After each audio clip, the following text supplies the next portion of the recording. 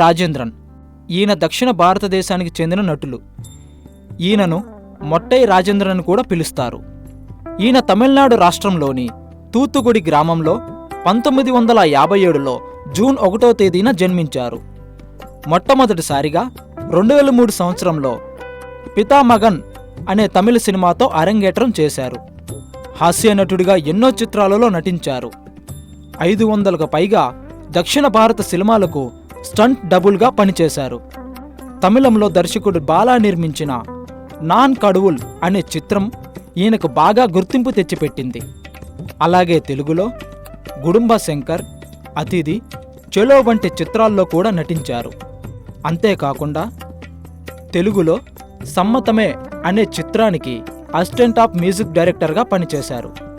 ప్రస్తుతం వీరు సినిమా రంగంలోనే రాణిస్తున్నారు.